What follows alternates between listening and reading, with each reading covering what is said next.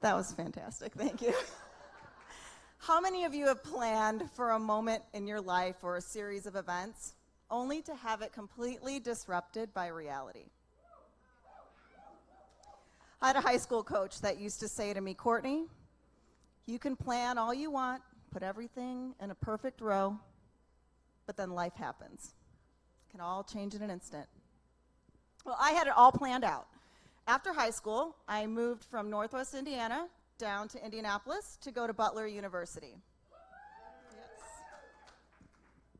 I was scared. Also excited and looking forward to spreading my wings and being away from home for the first time. First year, fantastic. Education was top-notch. Joined a sorority, made some friends, no complaints whatsoever. Going into my sophomore year, though, I had some troubles. And unfortunately, my physical body was not able to keep up with some undealt with emotions that I had experienced previously. And I knew that I needed to make a change. Let me tell you, there were 3 things that could get my butt moved back to Crown Point once I left for college. 1, if I got a tattoo. 2, if I found myself pregnant. And 3 was if I dropped out of school. So not knowing what to do, imagine you're standing there. I did the only thing a broke 19-year-old could do at that time. I called my parents. And I said, Mom and Dad, please, can you come down to Indianapolis and meet with me? I've got some news. Yeah, just the thing they want to hear from their 19-year-old daughter. Now, I remember it very well. We went for lunch right here in Broad Ripple at Union Jack's. And I went ahead and I shared my news. I did not feel that the position that I was in at that school was good for me, and I needed to make a change, and school wasn't going to be an option. I'm pretty sure my dad had about 5 Jamesons and 10 smoke breaks, all while my mom got herself a big glass of wine so that she could do something that she did really well, which was mediate between me and my father. She didn't disappoint. We found our middle ground. My parents are extremely supportive, and they said, we will help you. We will help you get the help that you need. But if you want to stay in Indianapolis, you will not be dropping out of school. We don't care where you go. You don't have to go back to Butler, but you got to keep riding that train, and you got to keep moving forward with your education. Okay, middle ground. That's cool. Help. Check. Good. So I didn't know what I was going to do. I did have plans. Maybe I'm going to go to DePaul. You know, maybe I'm going to go, I don't even know, anywhere but where I currently was at that point in time. But I needed to sign up for classes to stay in school. And I did that at what I was calling at that time my backup college. That was IUPUI. That's when what my coach told me was going to happen happened. Life. What was supposed to be my temporary plan ended up being my actual plan, and I fell in love with that university. I love the diversity. I love the adult interaction in the classroom that mixed immature 20-year-olds at that point, like myself, with more mature people that had careers and families and a whole different viewpoint that I could have imagined. I love my teachers. I met amazing new friends. And the education that the IU Kelley School of Business right here in Indianapolis gave me set me up perfectly to be successful as I can in my career. All right, let's fast forward to 2022.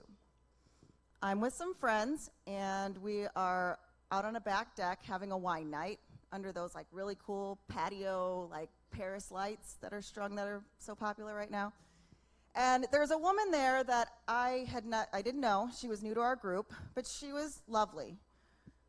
She fit right in. She was smart, she was successful, and she actually worked for IU in the SPIA business department, but out of the Bloomington campus. She knew nothing about my backstory, so we'll just start with that. During one of our topics of conversation, she mentioned some things that were little different viewpoints about the Indianapolis campus that I just told you pretty much saved my life and I loved. The words subpar, leftover professors, and resources were mentioned. Yeah, that didn't go so well. Well, everybody, though, you're entitled to your own opinion. Everyone has different experiences, right? So I sat there and I listened, and I asked her questions. And those questions provoked answers, and the answers completely and utterly pissed me off. So I tried, guys, I tried. My blood pressure was raising. My heart was pounding. My chest was tightening. And I was pretty much wanting to scream from the inside out. Took my glass of wine, threw my shoulders back, took a big drink, just so I could steady myself and say absolutely nothing. Nothing! I didn't say a thing. How could I? That would have been rude. I was a guest at someone's house. Raise of hands, how many of you have been in that situation? You bit your tongue, you said nothing, for whatever reason that might be. Maybe you were a guest, and that would be rude. Maybe Uncle Joe is at Thanksgiving and he's out on one of those tangents again, and you're like, I just don't want to mess with the peace on this one. Maybe you've got a coworker or a friend, and they have taken credit for your work, and they've done it right in front of your boss. Don't want to be that person. Maybe someone you love and respect and look up to discredits your recent promotion. Your stomach sinks and you just don't have the words. Whatever your reason might be, you deserve to be heard. And that's what I'm here to tell you tonight. Explain to people where you came from. What is your story? What is your background? So you can give them a completely different perspective that they never might have ever imagined possible. Tell them the reason that you got that promotion was because of the time, hard work, and dedication that someone saw in you for putting yourselves in a selfless position for your organization, all to make the most success you possibly could. You're passionate. You're passionate about your job, your family, your career, and that passion shows. None of you are where you are tonight because you got lucky. You're all there because you earned it. I'm here on this stage because I earned it. Yeah. This is my story. And I am so thankful for that beloved backup school, all those leftover professors and the resources that gave me their time, their knowledge, their tools, and the skills that I needed to take me on a journey that puts me standing tall in my story right here on this stage in front of all you fine people, a very proud wife, mother, daughter, Jaguar, sure, and the CEO of the best, I'm telling you guys, the best tactile marketing agency of our kind.